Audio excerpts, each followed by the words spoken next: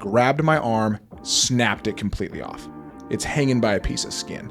And then it let go and reached the other side and got my hand, boom, severed the majority of the hand and all the fingers. Do whatever you want. Does it feel weird to have one of these on? Oh. You've probably never been invited to a pod. Here, get that mic right up against your, just how this is. You kind of aim it. Yeah, then it should just sit in front of you. And look like you're not constipated, though. So it looks like you haven't. Listen, there's a reason why I'm eating these eggs. I need to get stuff out. Yeah, when you travel a bunch. So if you're traveling, when I travel, I mean, I'll go days without going. But the difference is I don't feel like it affects me too much. I let people like, man, I haven't pooped for like 4 days, and they're like struggling. I'm like, I feel the same. I mean, it'd be nice to go, I guess, but it's not bothering me.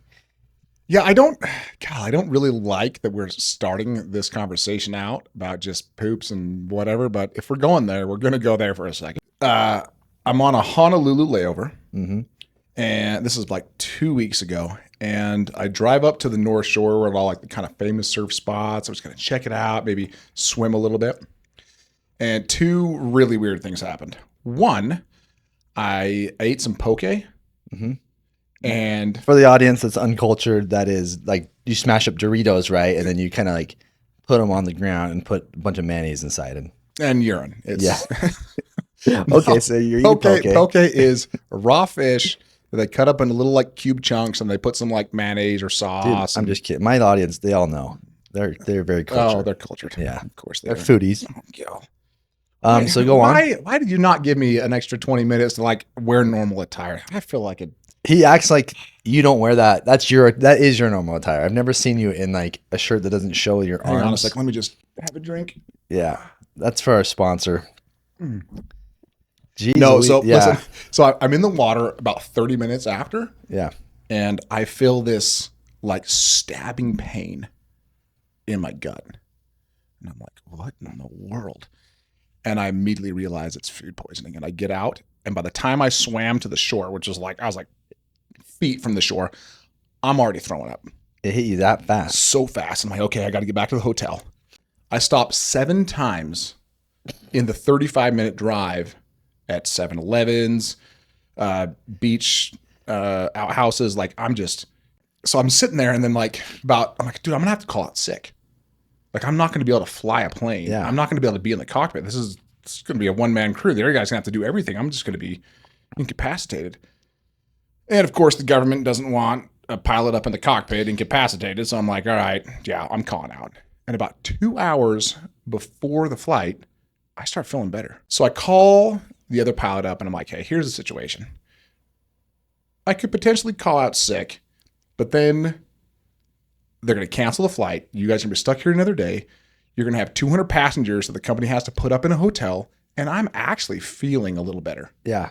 So just know I may have to take a few extra bathroom breaks, but I'm feeling pretty good. And he's like, yep, I got you. We'll work through it. If you're feeling good, I feel good. We can work it out. But honestly, if you don't feel good, don't go to work. So they wouldn't have had a pilot. So all those people that were going that plane, they wouldn't have had a ride without you there? Oh, yeah. They'd cancel the flight. Oh, my God. They would have reimbursed it. They'd have booked them for the next day. Mm-hmm. And they would have put 200 some odd people up in hotels, all on the company dime. We're talking about a $40,000 hit. Yeah. But that wasn't weighing in, like, if I'm sick, I'm sick. Mm-hmm. But I just let them know, hey, like, this is where I'm at. You need to use that as leverage. But you know what I can do right now? I can cost you $40,000. Well, the thing is, they should give you a pay raise. The thing is, I have to repeatedly say, if I'm sick, I'm not going to go to work. Yeah. Because if the government finds out that I'm like helping and going to work sick, it's a big deal. Yeah. And I'll report it. I have reported you many times. If you don't know, me and Dayne have been buddies for years. He's lived down the street from me. I've reported you elementary school, turned you into the principal, junior high school. Was it our church bishop? Now the government. I mean, we're just going levels to this. And it's such a hate that I have for you. It will not stop until you're behind bars. Back to the other aspect of this story. So I decide I'm good to fly. I'm fit. I can do it. I've got my second wind. I haven't thrown up. And the other pilot's like, yep, we can get through it if you're feeling okay. So we go and we take off out of Honolulu, and we get up to altitude, and we level off at 34,000 feet. And all of a sudden, I'm like, oh no, this is bad. And I look over at him. I just said, hey, Jim, why don't you go ahead and just step back into the far back side of the cockpit? And he's like, oh, are you okay? And I'm like, I just don't want you to smell what I'm about to do. And I just grabbed a bag and just hurled all over in this thing. I'm like, You barfed. oh, twice. Oh, that's And terrible. he's just sitting there. And it's the worst, like, because some people like struggle with if they smell throw up, Mhm. then it causes them to throw up. And Oh, I yeah. didn't want both of us in the cockpit. Yeah, to and just that's throw that's up. probably a cockpit no-no, you know? It's kind of a no-no. Yeah. Yeah, is there any other like stuff that we don't know? If you don't know so far, Dayne is a pilot. Who do you fly for right now? I fly for Alaska Airlines. Alaska Airlines. Mhm. Give us some of the inside baseball stuff, like in the cockpit, like stuff that you're not supposed to tell us. Mm. What goes down? What goes down in the Goes down cockpit? in the cockpit.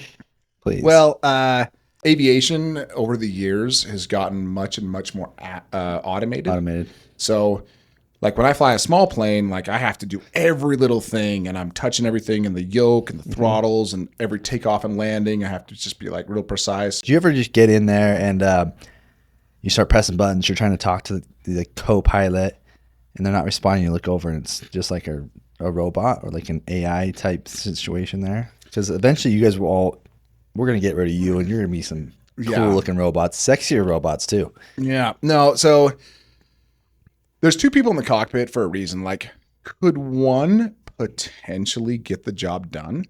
Absolutely. If it's a normal flight, I can taxi out, I can take off, put the autopilot on, let it do its thing.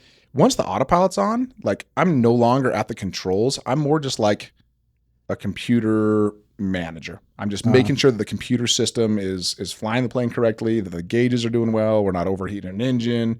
And the same for like an approach and landing. Like it can do most of it. Mm-hmm. Planes can actually land themselves. We have auto land capability. Do you do that when you're flying these big Very commercial rarely. flights? Very rare. rarely. But just because you might as well just do it yourself type of thing. oh, because it's 10 times better for More a smooth. human to do it than the plane. Because even though like the automation has come so far over the years, it's still not better than what a human can do as far as like an approach and landing. Mm-hmm. But the main reason we have two pilots there is checks and balances. Mm-hmm. Maybe, human error. We forget something, or we miss a checklist item, or, I'm setting up for an approach and we're like, oh, hey, let's do this runway. And then the other guy's like, actually, the wind's favoring this runway. We should probably use this. Then we'll have a conversation Actually, about Jim, it. it's not. Actually, Jim, I will punch you right in the face. Yes. No, so there's that. Or instances like I'm in the cockpit and all of a sudden I have to throw up and the other guy's there to kind of take over the load. Yeah. So there is talk about commercial single engine certified planes, or sorry, single pilot. Uh-huh. And maybe they could have like a second pilot, like in a computer room with a screen and just helping out. Yeah. And he's running like multiple planes, but the main pilot's doing all the work in there. That sounds like a good idea. Like, hey, have, only one pilot. You can, lessen the cost of each flight with only paying one pilot. But I personally will never fly on a commercial plane without two pilots. Really? Mm-hmm. So when you go on a flight commercially, Yeah. do you pop your head in, like make sure 1, 2, or is it different when you get on a flight when you're a pilot? Do you go on with your like whole attire on? No, if I'm just traveling, like when I came down here to visit family, I don't dress up in my pilot attire. That's a little conceited. No, I think it's awesome. I'd be doing that everywhere. You should be walking around. Like, look what you're wearing right now, dude. You're a freaking bro right now. Dude. You should be dressed like a pilot. You have the ultimate. I should be. You have the ultimate job, and you're dressing like a freaking hooligan. I know, and honestly, that's why I'm a little upset about it. My attire does not let the public know that. No, it does know that you're a bro pilot, Alaskan bear hunting son of a bitch. That's truer words could have never been spoken. That's about as good as it gets.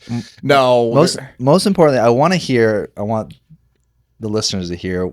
You're going up on a plane. You hear that classic pilot come on the radio. Give me like an example of how you sound, what your routine is as you're starting to like annoy people because it cuts off their entertainment. Of course, everyone hates you, so you better be freaking Or good. it's an all-nighter and I have to wake you up when you're already asleep by the time we get to cruise altitude. Give me exactly how you sound, how you talk.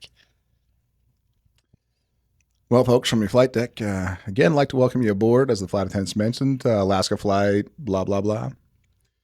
Cruising altitude of 35,000 feet. We got some pretty strong headwinds, but we're going to try to do our best to mitigate it and keep the flight time down. 4 hours and 40 minutes, as we may have already mentioned. If there's anything else we can do for you on this flight, don't hesitate to let us know. Let the flight attendants know. Too hot, too cold? Yeah. Again, welcome aboard.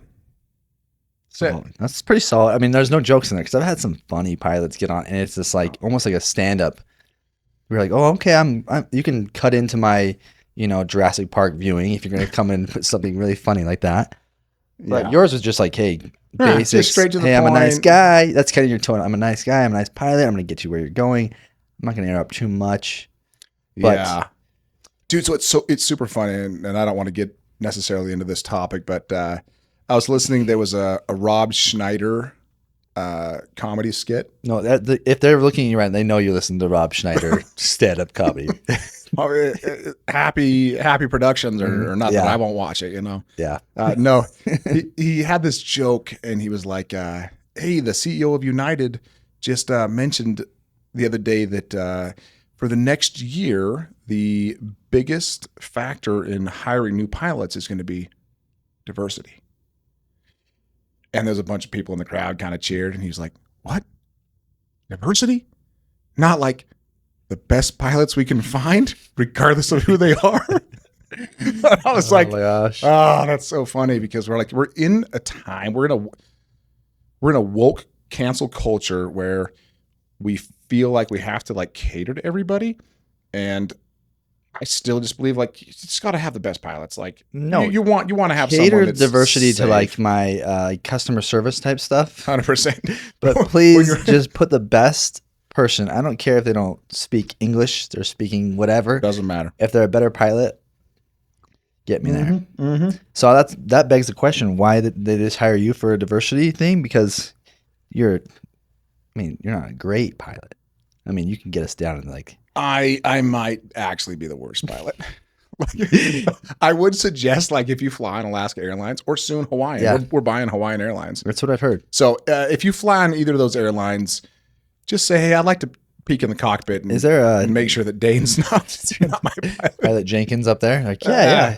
Okay. All right, family, get off the plane. We'll Let's get keep to the board. next one. Oh man. Oh. Okay, Dayne. So you've lived a very interesting, fun life. You're our pilot friend. Now you're based up in Alaska. So you've been living in Alaska for what, 12 years? Oh, since 2011, beginning of 2011. That just fits your lifestyle. And you're hunting everything. What's your go-to hunt up there that's like the funnest thing for you? Humans. You're killing humans up there. I mean, I'm not going to say that again for government purposes, but I'll cut that out. but I they're promise. the funnest Well, to yeah. hunt. And you do like a diversity thing with that as well? Where you Again, you I don't mix want up to. your victims. You're asking some tough questions that might end me up behind bars, but no, absolutely, I definitely pick and choose. You're a great host up there. Oh well, Kaylee's the best. She did all the Katie, work. your wife. I just drive you guys Your wife, around. my ex / current lover. Okay, so Tim, give me a process for the bear. Like, how does hunting a bear work? Like, what's like stage one? What are you setting up? How does it all work in Alaska? Because it's obviously different in different states. Sure, and actually, it's kind of interesting you bring this up because I just got done bear hunting a couple weeks ago, and so you can spot and stalk a bear, meaning you just throw a rifle over your shoulder and you just go hiking in the hills, and if you see one, you get it. Yep. But there's reasons that they allow bear hunting. It's a predator, and even black bears are good to eat, but brown bears aren't. We don't eat brown bears. Like, their meat is just pretty disgusting. I've tried it. Yeah. So, but there's reasons that the Fish and Game allow hunting of these bears, even if we're not going to eat them. Like, so if you go hunt, say, deer in Utah, like, you're going to hunt it and you're going to use all the meat. Take the cape, horn, antlers, whatever. Brown bears, not so much, but they still want people to hunt brown bears because they decimate the moose and caribou population. They'll den where they know moose are, and when they get out of their dens, they'll immediately go and kill the calves, like the newborns. Yeah. So it's kind of a game management system. Yeah, especially up in Alaska. If you I'm have too many bears, then you're going to have a smaller number of moose and caribou. You'll have more people losing like their lunch and stuff from like the whole yogi thing. This isn't Winnie the Pooh. Alaska is a lot of lunch pails getting stolen, so that's why they're trying to limit that, because it's like, hey, I'm just trying to enjoy my lunch. This bear keeps taking my pail full of all my sandwiches and stuff. Okay.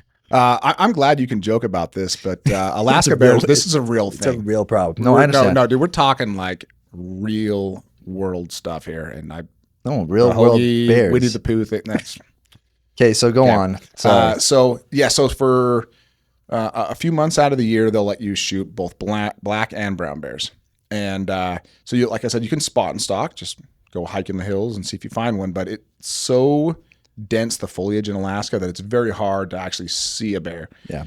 Now, most of the time, you won't see a bear just walking around in the hills. So the other option is to run a bait site.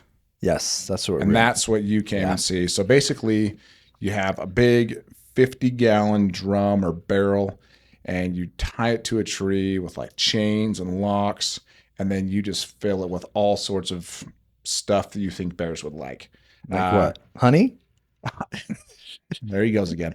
No, it's funny. It's funny. So when I first started, I was like, okay, so like discarded meat or like a cow leg or something. Bears would eat all that stuff. They don't want any of that stuff. They want the sweets. Really? They want the honeys, the donuts, the syrups. I use a black licorice spray in the trees because they would 10 times rather eat popcorn and donuts and sweets than meat.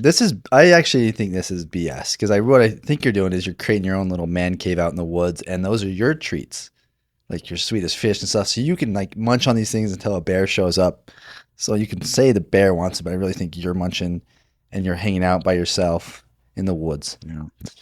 Yeah. Someone from the lower 48, outside of Alaska is what we call it, the lower 48. Yeah. Someone from the lower 48 would think like that. Yeah. And it's it's pathetic. What is the pathetic? What's the elevation in Alaska?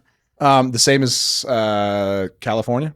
Okay, so like it's on the ocean. What about Utah? I mean, because why are you calling us the lower? Technically, I mean, we're higher up than you.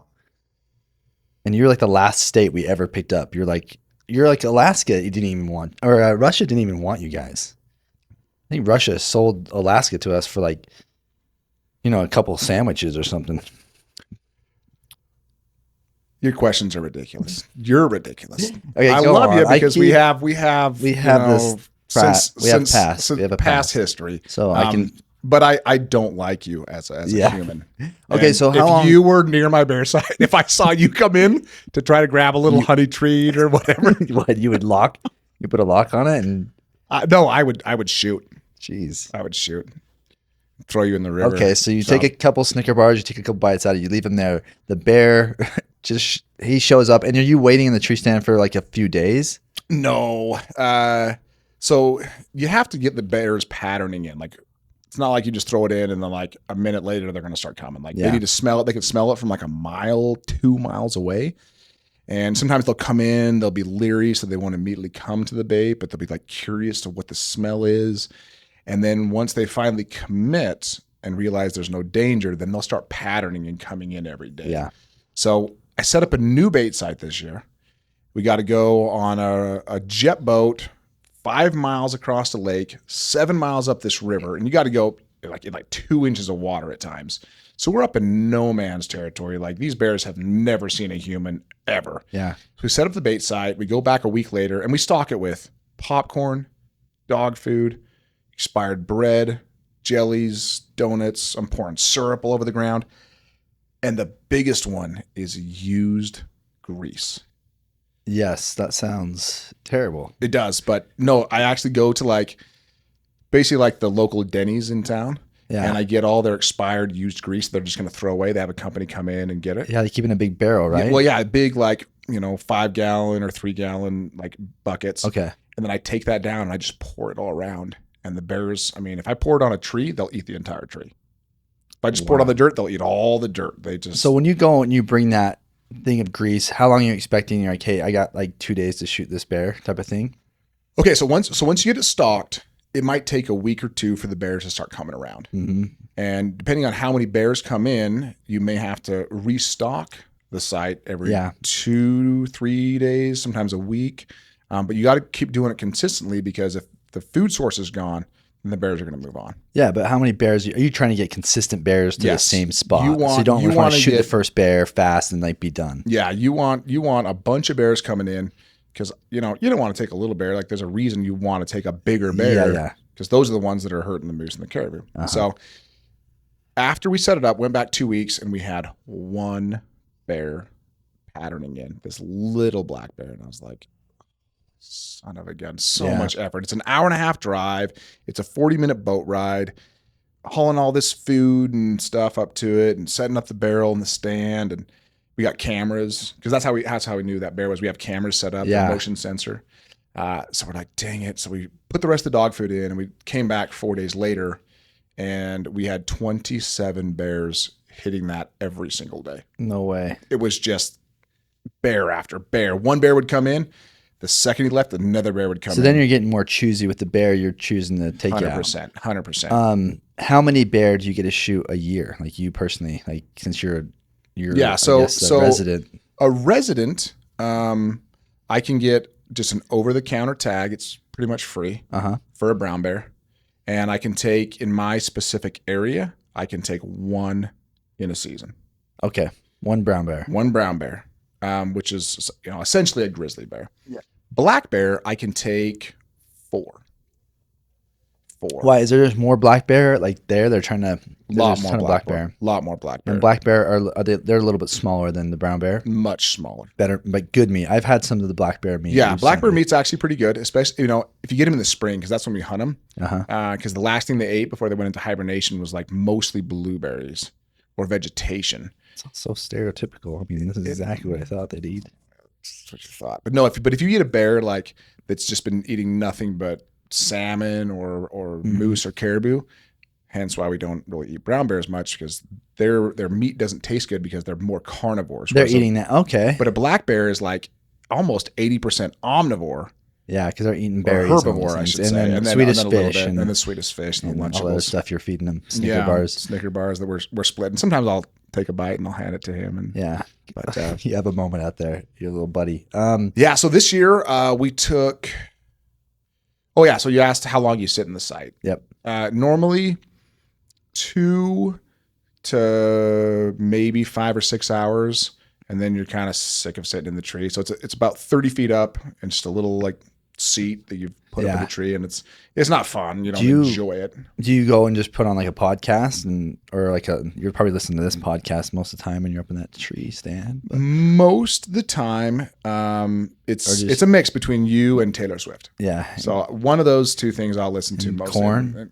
Probably a little corn up there. Yeah. Chutes and Ladders. Yeah. Chutes and Ladders. Classic album. Have you climbed? Did you ever have bears climb up the tree? Yes. So that's the other funny thing. A couple years ago, I was in the tree, and I had worked all night the night before, so I am just dead tired. And I'm like, but the season's about to end. I need to go down. So I drove the hour down, got up in the tree stand, and I'm just starting to doze off. Yeah. Oh, my head's nodding, and finally I fall asleep. And I get like startled. There's a bear trying to get into my stand. He's already crawled up the tree. I didn't hear him. Yeah. But I heard him like getting with the metal rattling of the stand.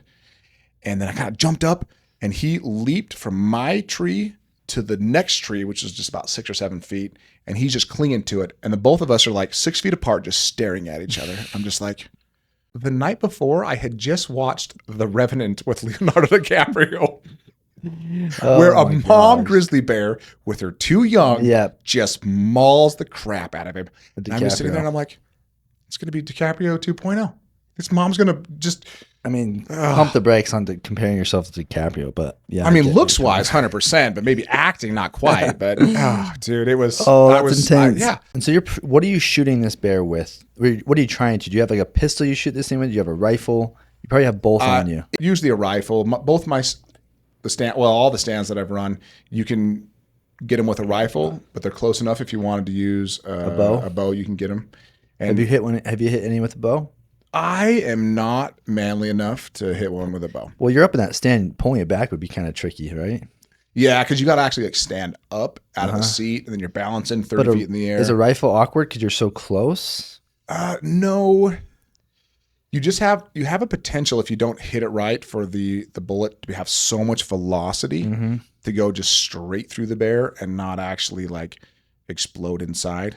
Yeah. So I have unfortunately had a bear or two get away, whereas I think if I was maybe at like 200 yards and shot it, it wouldn't have had the same velocity and it would have like mushroomed up inside and killed the bear. But these ones are so strong, they just went right through them. Right through it. And black bears, like they come in, you don't even know they're there. They're like real stealth. They're coming in like a cat or something. You don't hear them snapping branches or anything. Brown bears come in like a freight train. Really? They're grunting. They'll be like, you can kind of know when they're you hear them breathing. Yeah. And then on top of that, they're so much bigger. I mean, the average black bear in Alaska is like 200 pounds. Yeah. And you can get brown bear that are over 1,000. So they're breaking branches, making a lot of noise. They're snorting and grunting, and they're trying to figure you out because they smell you. They smell you in these trees. Like they know you're there. I try at my sites, like at the very beginning of the year, I'll go to the gym, do a workout, and then I'll go sit in the sauna. Sit in the sauna, and I'll get my shirt as nasty and sweaty as I can, and then I'll take that shirt down to my bait site and I'll nail it up in the tree. Really? Because I want the bears to get used to my smell. Your musk? My musk, my just beautiful musk. So gross. It is.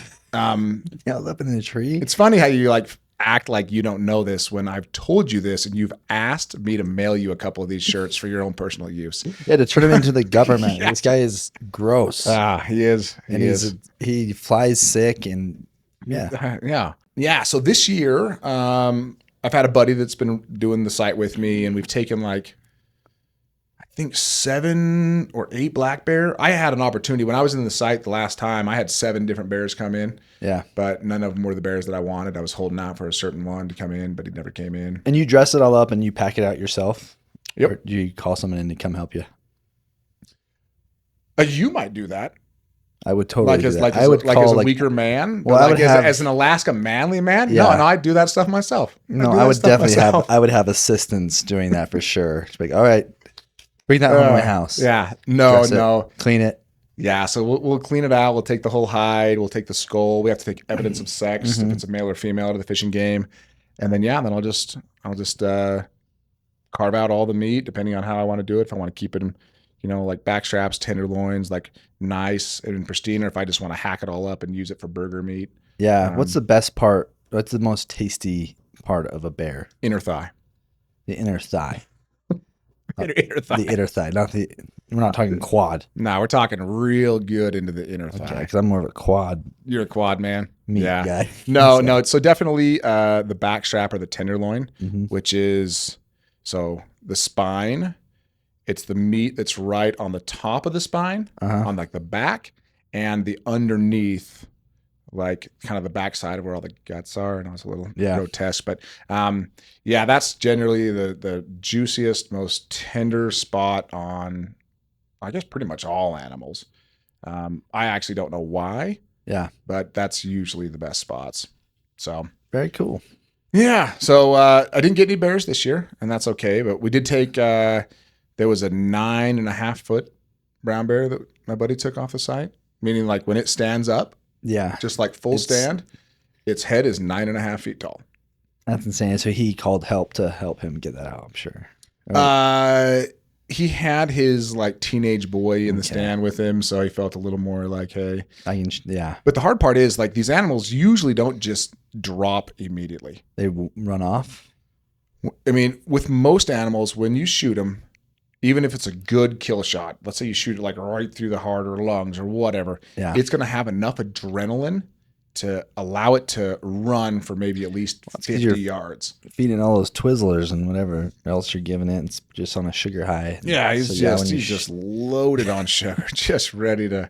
No, so he said that he shot it and it ran about 70 yards. And when he got out of the stand, he's like, it was the worst 70 yards I've ever walked in my life. Yeah. Because you don't know if it's dead. Yeah, you don't know if it's dead. It could You just could be just like, be sitting there kind of like really wounded. And then when you get to it, it just turns around and yeah. So I took my boy on an alligator hunt. oh yeah, I saw like a picture of that. Yeah. Dude, how was that? I mean, very different than your Alaska hunts. Okay. So let's say, so I hunt, I get a tag online or through the fishing game. And then I put some money into the bait, and then you have to drive all the way down there. But an average brown bear, if I were to get one season, I could probably be into it less than $1,000. Really? Yeah. Let's say you, as a non-resident, wanted to come up and hunt a brown bear. In the lower two? It's the lower 48, Zach, and you know that. But if I wanted to go to lower two. Okay. Listen, I will end this podcast right now. I will just be done. No. So if you wanted to come up to the lower Alaska, whatever you want to call it, Canada, as you always refer to it, is where I live. Yeah. No, let's say you wanted to come up to Alaska and hunt a brown bear. As a non-resident, you would have to hire a local guide to take you out. And the going rates right now are between $40,000 and $50,000 for a hunt. And that does not guarantee that you get an animal. And where is that money? Is it going directly to that guide? Yeah. And why are you not being a guide? Oh, I've already been thinking about it. I've had like multiple master guides like ask me, hey, dude, come work under me, get your guide license. Because you have to successfully hunt the animal that you're going to guide for. Yeah. So you can't just be like, oh, I'm just going to go guide for whatever. It's like, no, like I can hunt brown bear or guide for brown bear because I've successfully hunted. But would them you have to in get the like a past. license and stuff? Yeah, then you have to go All through a that. full course, and it's pretty That's intense. insane. But I've heard some of these, like, yeah, some of those really specific hunts in some of these places are just so much money. oh god, So alligators, you went out there, and what's the process with the alligators? so here I am. I'm taking the family down. We're going to Disney World in Florida. And I was just like, is Disney World the same as Disneyland? Is there different things? So I just Googled Disney World, and the first thing that pops up is like some kid who gets nabbed by an alligator on Disney property and killed right before his dad. Like That right in did front of not his dad. happen. It did. You can Google it. He was walking by the ponds in Disney World because it's such a huge property, and an alligator just popped up and grabbed him right from holding his dad's hand, killed him. I'm gonna send that to my wife, and then maybe she'll slow down on all the On all the Disney trips. Disney trips. Tell her it happened in California too. And they need to make a Disney movie out of that. Holy cow. Yeah. It happened in California. Random alligator in California. And it happened at Lagoon once too, so let's not go there Yeah, we either. can't go to the lagoon. No, so here I am. I'm like, okay, so that's an issue. Yeah. We're down there for like a week, and I'm like, maybe there's an opportunity to like go hunt an alligator. Oh, you wanted revenge. Well, I wanted revenge for that Yeah. boy. Yeah. So Super sad though. That is. yeah, I mean that's tough. But it got me thinking like maybe there's an opportunity. We have a couple free days, and I haven't been able to do a whole lot of hunting with my boy because he's 10 years old, and he wouldn't sit up all night in a tree stand, and I can't throw a 50-pound, 100-pound pack on his back and say go climb the mountain, you know. So he's getting to that age, and I'm like, well, let me introduce him to it, and I find that there's this guy that does nuisance gator hunts, meaning that he's a licensed guide, and the state hires him to keep alligators that are getting the population down, that are getting too close to urban areas. So I'm thinking maybe we'll go out on a boat, like a jet boat or something, and be getting them in like the swamps He or pulls you Everglades. up. He pulls you up to Disneyland parking lot. So here we are. Oh, it was just a step below that, but not much better. So we get there, and there is all this land, and we're going to go on side-by-sides on these little trails in between all these swamps that are getting close to this urban area. And he goes, hey, listen, I'm so sorry. I kind of double booked. I'm going to have my son take you out. He's 16, but he's been doing this since he was like 9 years old. He was on Swamp People for 3 seasons. No. When we pulled up, there was this trailer, and I walked in, and I'm like, this is a scene out of freaking Waterboy in Bamboo, Louisiana. Like, this is insane. Most redneck thing I've ever done in my life. So Yeah. his boy, like, gets us in this side-by-side, and we get driving out, and we see no alligators. But he stops at all these ponds, and he's like, oh, yeah, there's one, but nah, it's not the one you want. Because I had a specific size alligator that I was looking for. I wanted a 10-foot alligator. Nothing bigger, nothing smaller. I mean, I would take something bigger, but I know they always the 12 foot's like a really good size one. Oh yeah, so anything bigger than 10 is a very good alligator. Once you get to like 12 and 13, we're talking monster. And when you get 10 and above, some of those alligators are 30, 40, 50 years old. Wow. Yeah, which most animals like bears, 20, is like usually as long as they're going to live, 20 years.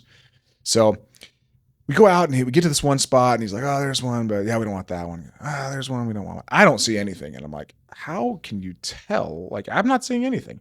And he goes, oh, it's by the bubbles. You just see the bubbles in the pond. Mm-hmm. He's like, that's an alligator down below and it's breathing and its bubbles are coming up. And I can tell by how the bubbles are surfacing and how many they are. I can tell almost to the exact foot how big that bear or that the alligator is. So I'm like, that's crazy. So we finally get to one and he goes, see those bubbles? That's your alligator. I'm like, okay. And I saw there was a gun mounted on the front of it. I'm like, okay, so what do we do? And he goes, oh, go grab the fishing pole. I'm like, fishing pole? I didn't realize there were fishing poles on the back of the side-by-side. Mm-hmm. And it basically had this big, like 4-ounce weight. And then about 3 feet behind it, this huge treble hook. And you just cast over the top of the bubbles and start reeling in. And they just nothing on the hook? Nothing on the hook. And I'm like, okay, so I reel in and how do I know, what am I doing? And he's like, well, reel in until you hear or feel it stop and then give it a good hard set. And so I'm reeling and I kind of feel it stop and I give it a good hard set and then nothing happens. And so I'm like slowly reeling in and I'm like, I think I caught a snag, like maybe a log or something, a tree branch. And he's like, maybe, but that might be an alligator. And I'm like, no, it's not fighting. There's nothing going on. And he's like, he doesn't know he's caught. He's like, its skin is so thick that he doesn't even feel that hook if it's in him. Yeah. I'm like, oh, okay, well, if it is an alligator, like when will I know? And he was like, keep reeling. You'll know when you know. Sure enough, I had caught this thing by the pinky on his back foot because I reel it to the top and his pinky comes up and then he comes up to the top and realizes that he's caught or something's wrong. And then it was just death roll. Yeah. And he's just zipping from here over to the other bank. And you're just holding on to this. It was like a big halibut rod. Yeah. With like 200 or 300 pound test. And I fought that thing for like 2 hours. We ended up getting other poles, got my boy in, cast another one. To hook a different side? Yeah. Because I was caught by the pinky. I don't want to get away. So we got 2 other ones in it and we fought this whole thing in. And finally he was just exhausted. And then the killing of the animal was a little anticlimactic. They put a noose, a big pole with a noose around, and they put it over its snout while it's in the water. And then once it's secure, they hook it to the side-by-side, they pull it up, and then you just go right behind it and give it a brain shot with a 22. Yeah, just that little instant spot. Kill. Yeah. Instant kill. So while this whole thing's going on, I'm looking at this 16-year-old kid, and he's missing some fingers. He's missing a lot of fingers. Yeah. One hand, he's just missing his pinky and ring finger. And the other hand, all he has is his thumb and his pinky. And I'm like, oh, no, sorry. No, it was his pinky and his ring finger. So it was pretty much the whole hand was gone. And I'm like, bro, what? I got to ask, like, what happened? Yeah. And well, then he has this huge scar on his forearm, like real deep. And he said, last year about this time, we were bringing a big alligator out, and I didn't have the noose fully around the top and bottom part of the jaw. And then we pull it out, and I went to release the hook, and it shook its head, grabbed my arm, snapped it completely off. It's hanging by a piece of skin. And then it let go and reached the other side and got my hand, boom, severed the majority of the hand and all the fingers. Yeah.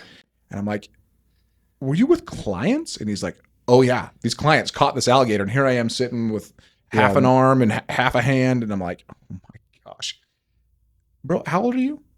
He's like 16. I'm like, might be good to try a new profession. Like, I know your dad's been doing this for a long time and there's some good money to be made. Maybe just do something else, get on down the road and forget alligator hunting. Cause dude, if you want to be a guide, you need a big bear claw scar across your face. Yeah. I don't trust a guide that doesn't have like something sweet like that.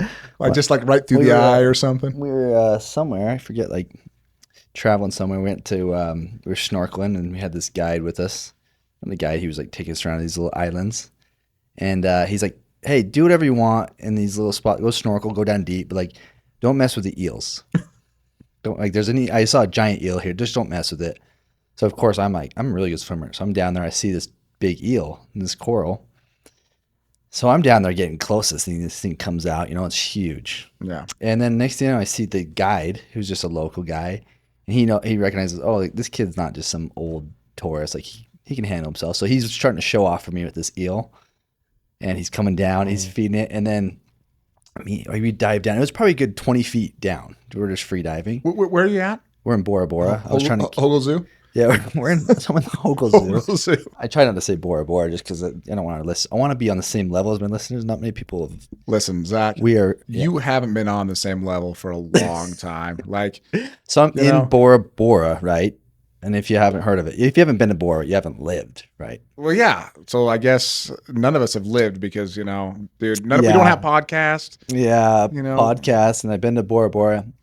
Anyways, he starts to feed this thing, and boom, he's probably a 60-year-old guy. He's like never gotten bit. He gets just bit hard. He just runs up to the top of the surface, just grabbing his hand, and like, did it sever a finger or just like, no? But he was bleeding good, and they're poisonous. So he's in a ton of pain, and I was like, "Does this happen?" He's like, "Yeah, this never happened. He's lived there his whole life, and he's been around all these animals his whole life." Oh, but it's one of those, just funny things that sometimes the guides get got. They get got. Oh, dude. So along that line, I was telling you the story where at the beginning where I got that sharp pain when I was up on the North Shore of Hawaii, kind of swimming around. Yeah, it was gross. It was gross, but no. So it was Hukilau Beach, which for people from Utah, the Mormon culture, like that's a kind of a famous beach because it's right there across from BYU Hawaii. In Is that Laie. the song? Is that Hukilau? Do the Hukilau. Probably. Is that the same? Yeah, that's that tune. Yeah. Is that? I could be making that up. I was going to say I have no idea what you're talking about. It's probably one of the most racist things for. Yeah, I'll look it up later. Don't worry about it. No, but it is a real famous or well-known spot for LDS people because it's right there across the street for the Quakers. For the whites, yeah. Okay, just say it. Across the street from the BYU campus and the Polynesian Cultural Center, and the same day I was out there swimming. I get back to the hotel and I do my flight back, and the next morning I'm looking at the news. And there was a retired professional surfer. I saw this. Well loved. Yeah. Got eaten or killed by a shark. By a tiger shark at Goat Island, which is the little island maybe 50 yards from Hukilau Beach, right where I was swimming the same freaking day I was there. Yeah, I saw that. Yeah, that's so that's so the crazy. day I feel like every happened. time I go to Hawaii, there's like shark attack last week. Like Right. They just get them. But it's funny to think that like it's a bummer how often we go swim in the ocean compared to like a professional surfer. They're out in the ocean 300 days a year. His whole life he's been out in the ocean. Yeah, and then he's also like the first big name surfer that's ever been killed by one. Yeah, They've had a few attacks. That one they had attacked probably like 5 or 6 years ago in the competition. Yeah, so the camera's literally on the guy, and all of a sudden, just boom, boom, the guy gets taken down, and he's like using fighting this off. Yeah. I don't know if he still does it, but that was insane. Insane footage. he still surfs. Wow. Yeah, he still does. I'm like, dude, if I ever got in a situation like that, I probably wouldn't be in the water for a long time. But when you get attacked by a bear, you got to come back because you got to be that guy. That's like, I will this be guy's that got guy. one eye. I was thinking about a funny memory me and you shared growing up. Your dad, who was always just a character, Kirk was just always a character. Yep, good guy, great guy.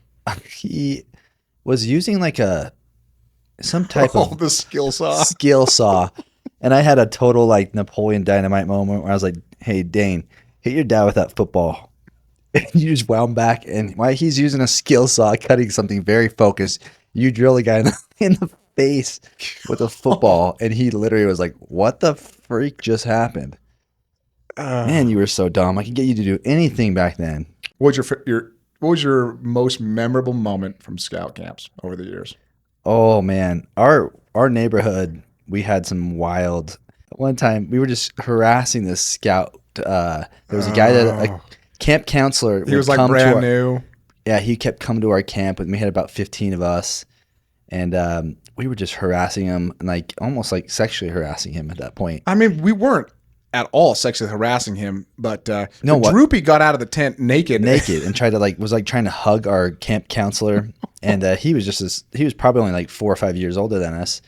And at one point, I remember they brought us all our food, and we just threw all these big cans of stuff inside the fire and just blew them all up. Oh yeah. And it came down to like one day early, they're like, "Hey, you guys are gone.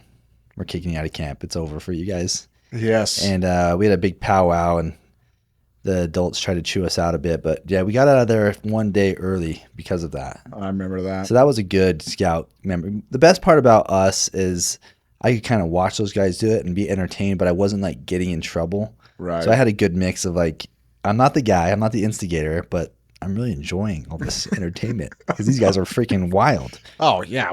They would bring up, I mean, we were probably 12 years old and they'd bring pot and everything. They were smoking pot out there, like on the lake. They'd steal kayaks from the counselors. What's that? Pot? P-O-T. P-A-U-T. Pot. Okay. Mm-hmm. I've heard of it. You've never been introduced because everyone that smokes pot, they want to do it with somebody cool. So you probably never got invited. I mean, that's understandable.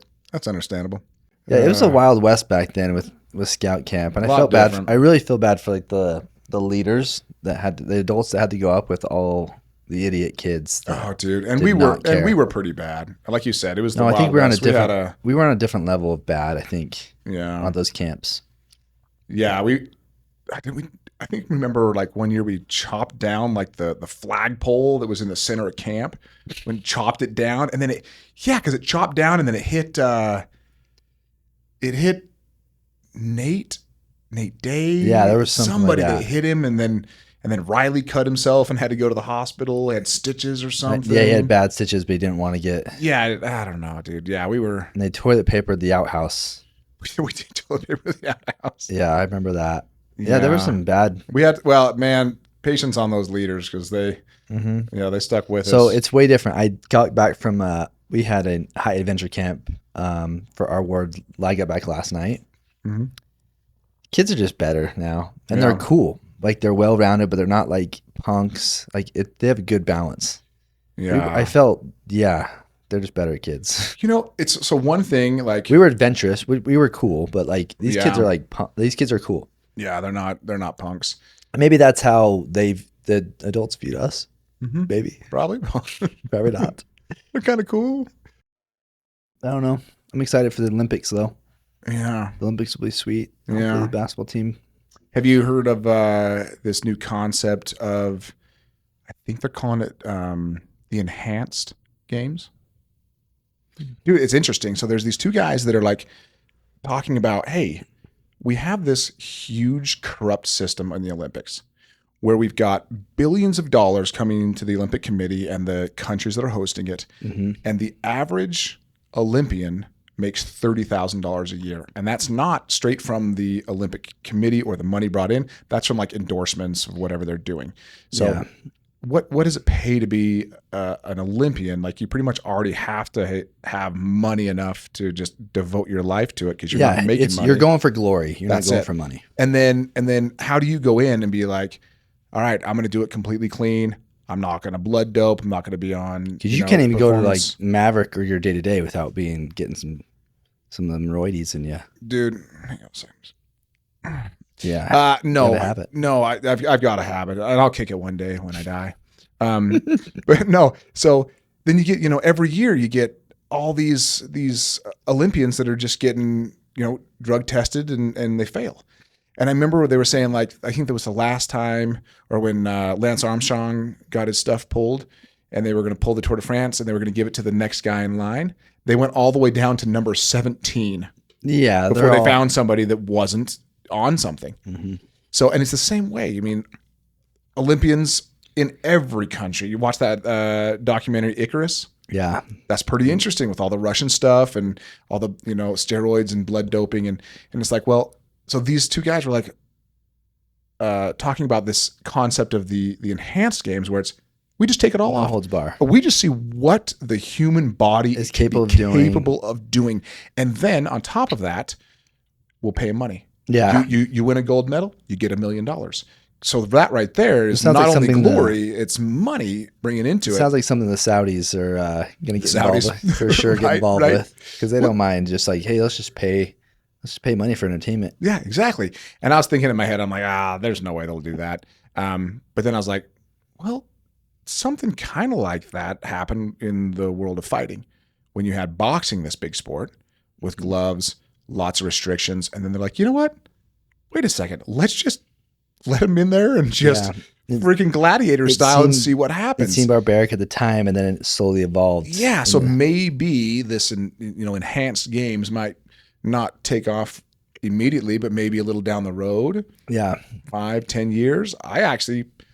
I would like to see it because if it's already happening, if all this illegal drugs is happening already in the Olympics, I would prefer to watch it where it's legal and you just see what they can do. Well, it's just it's not even just that. It's just having everything being like a level playing field at that point where it's like, hey, there's not these. You don't know who's cheating or who's not. Yeah. So do you think like Lance Armstrong, if say everyone was clean or everybody was dirty at that time, do you still think he was the fastest at that point, or do you think like he won because some people weren't cheating enough?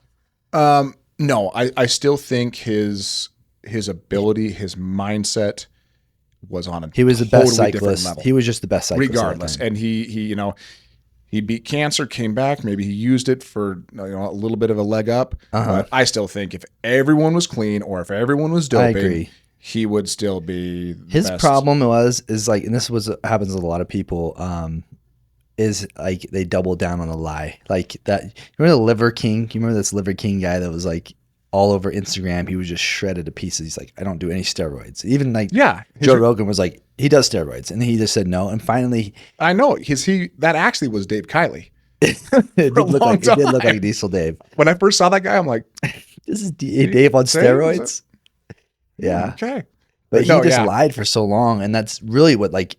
You don't like ingratiate yourself with anybody when you do that. You if you come out and be like, yeah, I'm on steroids. This is why I look this way. Yeah. Like people almost like you, but Lance just burned every bridge. He's like, I'm going down with the ship. Yeah. And he's kind of like revitalized his career a little bit. But Yeah. It's cost a lot of money. And, but yeah, same with the Liver King, Liver King. So just come out right now and just say you're doing steroids. Listen, dude. Just say it. And, I'll tell you if what. you keep lying, I'll tell you you're what. going to go down with the Rock. I'll tell you what. If I was doing steroids, I would be a lot bigger than I am now. You would come in. I'm weak and you would fat come in and here floppy. and probably throw my candy machine that has no candy down on the ground, cause a big scene. Oh man, yeah, no. That'd be interesting though. That idea of an Olympics or a competition where everyone you just do what you want. Just do what you want, and we'll see people. But the only downside of that, I think, would be like, well, then are we putting athletes at risk because they know, hey, I got to take massive amounts of performance enhancing drugs. I've got to be doping. I've got to be taking steroids. Yeah, and then is it like how they detrimental would, is and then that it'd be on their harder for body? people that don't want to do steroids because they think it's hard on you, and they can't like make money because no one's watching them because they're like the second. They're like almost a second league at that point. Right. Yeah. So I don't know. Maybe some little hiccups to work through. But, yeah, you got some hiccups to work through, but yeah, but I'll watch it. I would watch it. I would watch it for sure. I'd be like, all right, let's see what this bro can do in the 40-yard dash with that 2 years of the steroids Icarus or documentary something. was incredible. If you haven't seen Icarus, it's this documentary, won best documentary of the year, like an Academy Award that year. But he goes out and this whole point was like, hey, I'm an average like semi-pro cyclist. I want to see what I can do, the difference if I start taking steroids. So he has to find a guy to kind of guide his steroid journey. Yeah. He ends up finding this guy that like kind of organized all the Russian athletes. Yeah, he And was their whole like all the Olympic team. Yeah, he was the government official for steroids essentially. And he ends up getting like in a ton of trouble, and the guy had to go like hide out. Not the guy taking the steroids, but this Russian dude that was kind of telling all his secrets. And he's Yeah. God, where is he? Is he here or is he in Canada? I know he's in one of the two. Yeah, that was a great, I can't great remember. That was a good story. That was a good documentary. It's like, but then that type of level of corruption, like even though we're just hearing about it in Russia, it's happening everywhere. It's been You think happening so? here. I think it is. Not as bad as the Russians are almost so Russians almost seem so blatant about it. They're like, hey. Well, I think the difference was it was all of the Russians doing it, or a vast mass majority. Whereas like here in the U.S., it's probably whatever, maybe 10-20% of athletes doing something they shouldn't be. Who knows? But I think it was just crazy back then because all of them were doing it, and it was regulated Well, it was by like the government. They had to do it. Yeah, It was like regulated. They were like, "Hey, this is what you're going to do." It was like Drago. Yeah, it was crazy Rocky. how they would like Programmed. get through the test. They would break those like the urine bottles and then like recreate the threads after they put in fake stuff and everything. It was like this whole that was crazy. That was crazy. I think we need to do the same. But so you come on as a guest now, and then we start doing steroids and all these different things to get your personality better. And the next time you come on, we can kind of compare like how you were the first time compared to the second time. So I'm really hoping the second time you come on, it's much better, it's faster, it's cleaner. Your stories are just like even cooler and bigger. Well, listen, I appreciate that. Yeah, you're welcome. I really do. The invite for a second time. I won't be coming on here ever again. This is it. This is a one and done. Oh man, you'll never see me in this studio again, and I'm grateful for that. Hey, I I'm love grateful it. for that. I appreciate you coming on for real. Oh, dude, we got years. We got years and years. It's funny to think that like we've known each other since freaking 4th grade. Nick Cowan, Tyler Mooney. Long time. Oh, long time. Yep, Been through some stuff. We're very still. I feel similar, same age still. Yeah. But now we're 40. Dude, where did the time go? Did you ever think I could get some of these? We can look at that. Dude, if you wore the same shirt as me, we would look exactly the same. No, You'd probably be even. No, I would never wear that shirt because there's not. It's not gonna happen, bud. I mean, I'm a real professional. I'm not some like wannabe surf. Dude, I went to the. Give me a break. I went to the gym and had to come straight here. I'm definitely done with this podcast. I'm so done.